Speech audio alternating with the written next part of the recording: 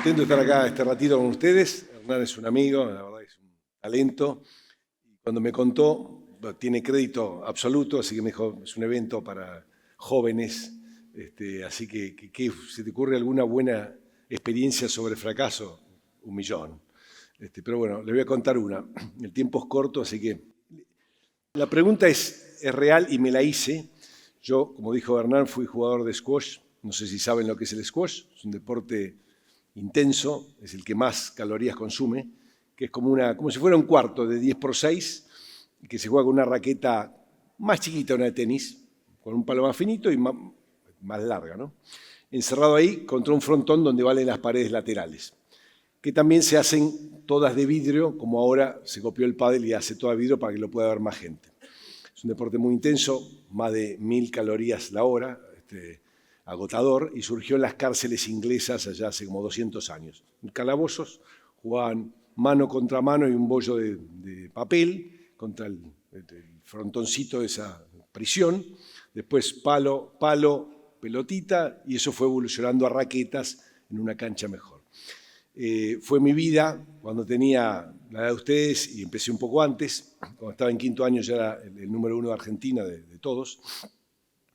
Después empecé a estudiar la facultad. Bueno, fueron pasando cosas. Y por más que tuve una carrera bastante buena y bastante corta, pues ya a los 24 decidí dejar, a los 25 me pasa una cosa muy significativa, que es esto que les voy a contar un poco esta tarde, que es, estaba de viaje por trabajo, y en el país en el que estaban pasando un documental del mejor jugador de squash de la historia. A ver si estamos acá. Este sujeto que ven ahí, esa es la raqueta, por si alguien la ubica, es un pakistaní que se llama Jahangir Khan. El nombre es difícil, pero presten atención porque... Y no solo fue el mejor jugador de squash de la historia, sino que sigue siendo al día de hoy, 30 años después, el récord absoluto de todos los deportes. Este sujeto estuvo 5 años y medio sin perder un partido, que sigue siendo en el Guinness de los récords el mayor periodo invicto de cualquier deporte, ¿no? De toda la historia, ¿no? Imagínense la cantidad de días que él habrá tenido fiebre, se había peleado con el padre o con la novia, o le dolía el tobillo, y así todo fue a jugar, jugó y ganó, ¿no? 5 años y medio, 555 partidos consecutivos, 10 British Opens, que es el torneo más importante, ¿no? Como Wimbledon en tenis. Un par de años yo, que después que había dejado de jugar, esto que les contaba, estaba por trabajo por Asia, y él se estaba retirando y había un documental de él, ¿no? Yo había jugado con él, o él había jugado conmigo, y en ese documental mostraban diversos partidos, sus éxitos, sus logros. Yo hasta ahí sentía que había sido muy intensa mi carrera deportiva, como les pasará a ustedes, cuando están en un romance o en algo que te moviliza mucho, uno no tiene perspectiva para tratar de entender lo que está viviendo, ¿no? Es como que estás tomado por tus emociones. Pero después pasa el tiempo, yo ya ahí hacía un par de años que había dejado de jugar, el día que estaba de viaje y viendo el documental de este señor, y ahí surge la pregunta clave, ¿no? Que es, ¿por qué yo no fui campeón mundial, ¿no? Yo había estado entre los 100 primeros, tendría 1000 excusas para explicar por qué no fui, porque tenía que estudiar en la facultad y la facultad me complicaba, Y lo interesante si pretendo que se lleven hoy en este ratito que tenemos es que claramente cuando uno va subiendo y subiendo y subiendo, se va dando cuenta que la clave no está ni en la técnica ni en la parte física, sino que lo central pasa a ser la cabeza de uno, ¿no? Es lo que nos empuja para ir para arriba y lo que nos hunde para abajo, ¿no? Entonces esta pregunta que me surge a mí, esa tarde, noche, que estaba en el hotel viendo canales, y me quedo viendo ese programa, ese documental, y me pregunto, ¿por qué yo no fui campeón mundial? Entonces miro un rato el partido, después me aburro, apago, me voy a bañar. Cuando vuelvo a prender la tele y seguía el documental y seguía jugando pakistaní. Y vuelvo a engancharme a mirar un rato Y después de un rato pasa algo central que él en pocos minutos comete varios errores que para mí eran inaceptables. Yo dije, ¿cómo vas a hacer ese error, no? Y a los 2 minutos pasó otro parecido, y a los 3, 4 minutos pasó otro parecido. Hubo como 3, 4 errores en pocos minutos, ¿no? Que para mí eran inaceptables, ¿no? Y él siguió jugando como si nada. Daba la vuelta a la página después de ese error que para mí era inaceptable, en una fracción de segundo, y ya estamos jugando el punto que sigue, ¿no? El punto siguiente importaba más que el error que acabo de cometer. Entonces, ahí se iba haciendo el paralelismo, ¿no? El contraste entre cómo este mejor jugador de toda la historia y el récord de todos los deportes y yo, ¿no? Yo me enojaba conmigo, me juzgaba, ¿no ves que sos un boludo? Nunca aprendés, así no vas a llegar a ningún lado, sos un fracasado. Mirá, bueno, todo lo que seguramente conocerán que alguna vez les habrá pasado, les esté por pasar. Por supuesto que mientras eso va pasando, el partido también va pasando y uno cada vez se va hundiendo como si tuviera plomo en una pileta. No te vas a pique porque mientras seguís pensando todas estas cosas tan negativas, el partido sigue jugando y cada vez jugás peor. Se van acumulando nuevos errores. El contraste con Jahangir no podía ser más grande. Él ya, ¿qué es el error? Ya lo había dejado atrás. Estaba jugando plenamente este punto ahora, ¿no? No se destruía, pongo esa palabra destruirse a propósito, y escúchenla. Volvía al punto y seguía jugando. Entonces el punto central era, frente a un mismo error, eran 2 respuestas distintas. El mejor jugador de la historia, ¿no? Seguía adelante y yo me concentraba en ese error, no podía soltarlo, me enojaba conmigo y hacía como una bola de nieve que cada vez era peor. Entonces acá viene la pregunta, si querés, más trascendente, diría, que es, pero si el mejor jugador de la historia, récord de todos los deportes, puede cometer errores graves y seguir jugando, como yo, que era un ratón comparado contra ese señor, pienso que mis errores son inaceptables, ¿no? ¿Desde qué lugar, no? Yo, que era solo uno de los 100 mejores del mundo, consideraba inaceptable algo que el mejor de la historia no le resultaba inaceptable. Evidentemente el problema no era el error, que él cometía montones, sino qué hacía con ese error, ¿no? Cómo lo procesaba, cómo lo digería, lo metabolizaba, ¿no? En ese momento algo pasa en mí, ¿no? Porque tengo por un lado como una revelación y por otro lado también ese dolor de decir, pero era por ahí. ¿Hasta dónde hubiera llegado si yo hubiera aprendido a tratarme con misericordia, con alguna ternura, en vez de ser tan implacable conmigo mismo que me persigo y me torturo y sos un pelotudo que haces esto y aquello? No, tratarte con delicadeza, ¿no? Entonces, acá vuelvo a algo que les contaba hace unos minutos, ¿no? Claramente la diferencia, por más que era un jugador excepcional, como se imaginarán, no tenía que ver con la parte física, técnica, sino estaba en la cabeza de él, ¿no? Y acá otra palabra que subrayo y la pongo en rojo es perdonarse, ¿no? Esa tarde tan especial en mi vida me doy cuenta que si había un elemento muy diferencial entre ese mejor jugador de la historia y yo, era la capacidad que él tenía de perdonarse frente a la mía. Yo era el más implacable de todos los rivales que podía tener conmigo mismo, ¿no?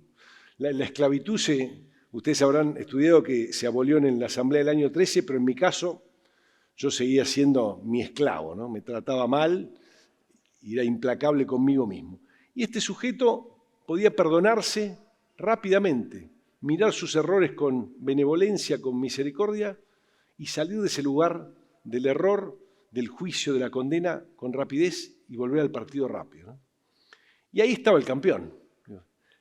Si tuviera que decir a la distancia cuál era el núcleo, por más que tenía un rendimiento físico excepcional, una calidad de un juego excepcional, pero la diferencia más grande que percibí esa tarde, viendo donde yo ya estaba distante de mi historia, porque ya hacía años que había dejado de jugar, era comprender que él tenía una capacidad de perdonarse a sí mismo y de tratarse con amor, diría, que para mí era, yo me odiaba, me trataba horrible y cada fallo era una nueva oportunidad de torturarme. Mientras él se recibía, se abrazaba, se perdonaba y seguía. Y gracias a eso se desarrolló lo que se desarrolló. Campeón no es el que no se equivoca. Esta es una idea importante, ¿no? Yo la primera vez que llegué a ser número 1 en Argentina, tenía la edad de muchos de ustedes, tenía 17, y yo me acuerdo que si tenía una emoción central era que estaba muerto de miedo. Muerto de miedo. ¿De qué? Y de perder, cometer un error, de perder un punto, de perder un partido, de perder un campeonato, de perder mi liderazgo y el ranking, ¿no? Por supuesto que no lo podía contar con nadie. ¿A quién le iba a contar? En ese momento ni había psicología del deporte. ¿A quién le iba a decir que siendo el número 1 de Argentina estaba muerto de miedo? Me lo guardaba y pensaba como que yo estaría fallado y trataba de tapar y barrer esa basura bajo la alfombra y vamos para adelante. Después de muchos años, ya habiendo dejado de jugar, conversando con compañeros y compañeros, me di cuenta que lo normal era tener miedo. No es que me pasaba a mí porque estaba fallado. Todos. Hay una famosa historia de la final del Mundial 86, la que le ganamos a México, que cuando están entrando en calor antes de jugar el partido, Maradona en un momento dice, Tota era su madre, como él la llamaba a su madre, Tota, ayúdame que tengo miedo. Él lo dice en joda, pero en serio. Lo dice en serio porque él tenía miedo. Está claro que Tota no lo iba a poder ayudar porque en la cancha iba a estar solo. Pero él exterioriza su miedo y cuentan varios de los que estaban con él para jugar esa final, Burruchaga, Valdano y otras leyendas del fútbol de ese momento que estaban ahí, que a todos les vino bien, porque fue como un alivio sentir que, bueno, si Maradona dice que tiene miedo, ¿qué me queda a mí? Me habilita mi miedo, no estoy fallado por sentir miedo, ¿no? Y que los ayudó, ese hecho que él dijera, mamá, ayúdame que tengo miedo, fue, bueno, Maradona tiene miedo, entonces yo también. Yo volviendo a esta historia de hoy, es en mi cabeza loca, la primera vez que llego a ser el mejor jugador de Argentina era, no puedo tener miedo, se supone que los campeones no tienen miedo. Mira, es un supuesto falso, los campeones tienen miedo, tienen mucho miedo, a veces un poco más, a veces un poco menos. El tema es qué haces con eso, ¿no?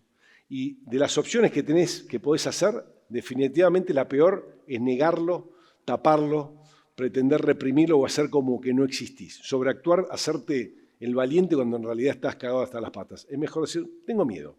Pero pese a que tenga miedo, puedo hacer cosas, puedo seguir jugando, puedo seguir adelante, ¿no? Y en esta historia campeón no es el que no se equivoca, sino el que decide recuperarse pronto, ¿no? Porque muchos errores no los vas a poder controlar, van a pasar, como les pasa en las relaciones de ustedes. Tenés una relación, un vínculo sentimental, no sentimental, y pasan cosas, yo entendí tal otra, llegué tarde, y uno se termina enojando, no te entendiste. La realidad es que los errores son inevitables, son parte de la vida, pero la clave es no solo ser capaz de sobreponerse, sino cómo nos tratamos a nosotros mismos para poder sobreponernos a ese error. Si cada uno de ustedes se ve a sí mismo como si fuera su enemigo, y lo ven con cómo te equivocaste, te parece bien que de vuelta te hayas equivocado, o podés verlo con, y bueno, sí, me equivoqué, me pasan estas cosas, nos pasan estas cosas, ¿no? Hay una historia muy linda de un cantante que se murió cuartetero que se llama Rodrigo, seguramente algunos lo conozcan. Poco antes de morirse le hacen una entrevista y entonces al final le hacían un ping-pong de preguntas y respuestas. ¿Rubias o morochas? Rubias. ¿De Belgrano o de Talleres? De Belgrano. ¿Te gustan las chicas cuando vienen o cuando se van? Cuando vienen. Rodrigo, le preguntan, ¿no? Como diciendo, ¿y vos? ¿Qué es Rodrigo para vos? Y él era Rodrigo. Y él hace una pausa y dice, es mi mejor amigo. Yo cuando escuché esto, el año que se murió, el 2000, tendría 30 años yo, fue, wow, ¿cómo podés decir que vos sos tu mejor amigo? Si a mí me hubieran preguntado en ese momento, Juan, yo te hubiera dicho mi más implacable enemigo, ¿no? No me deja ni a sol ni a sombra, me persigue cualquier fallo que cometo, me tortura. Y sin embargo, si queremos hacer algo interesante en nuestras vidas, estamos llamados a convertirnos en nuestros mejores amigos. No hay chance siendo implacable con nosotros, es al revés. Pudiendo perdonarnos, digo de vuelta la palabra, no destruirnos, digo de vuelta la palabra, y siendo nuestros mejores amigos, pudiendo ver nuestros errores, nuestros fallos, nuestras debilidades con delicadeza, con misericordia. Siempre podés entrenar, pero la punta clave es cuánto te podés quedar en ese error. Y la verdad es que uno se puede quedar en el error mucho. Yo lo que les contaba del partido, un deporte rápido, intenso. Si vos no saliste rápido y te quedás rumiando tu error y enganchado ahí, se te pasó el partido, lo perdiste el campeonato y la vida. Entonces, comprender que la capacidad, el error lo vamos a cometer todos muchas veces, en los vínculos y en las cosas que hagan, pero la capacidad de dar vuelta a la página con rapidez es una elección de cada uno, ¿no? La vida es como el deporte, un examen que sale mal, una charla incómoda, un partido que perdiste, un comentario que te dolió, un sueño que se desmorona. Y la pregunta es, ¿voy a seguir pese al error o voy a dejar que me destruya? Y esta es la frase que les voy a dejar para el final. Jahangir Khan, este jugador pakistaní, que acuérdense el nombre, por más que difícil, no fue el mejor porque no se equivocaba. Se equivocaba igual, por lo menos que yo. Fue el mejor de la historia porque cuando se equivocaba no dejaba que su propia negatividad lo destruyera. Y esta es la frase que les dejo, que es desde hace muchos años, yo soy escritor, y muchas veces me pasa que estoy escribiendo y leo lo que escribí y digo, esto es una porquería, lo tiro. Y hace muchos años que encontré como una frase para poner, cuando me doy cuenta que estoy en ese bucle negativo, lo primero es tomar conciencia, pero si me doy cuenta es justamente esta frase que les dejo, ¿no? Es, no voy a dejar que mi propia negatividad me destruya, ¿no? Es como frenar esa parte del cerebro que empieza a decir, y que yo en un momento imaginaba, es un comentario un poco escatológico, que era como una canilla con diarrea que tenía dentro de mi cabeza, que tiraba mierda, así, bueno, ¿cómo cierro esa canilla? Tomando conciencia y diciendo, no voy a permitir que mi propia negatividad me destruya. Esa es la consigna que les dejo a ustedes, chicos, para que cuando se den cuenta que entran en un círculo negativo, su cabeza los intoxica de ideas negativas y que no van a salir más y que son unos estúpidos y unos fracasados y todas esas cosas que nos pasan a todos, puedan darse cuenta de que están en ese estado, que ese estado no es la realidad, no es la verdad, no es definitivo y que pueden cortarlo. Eso es todo.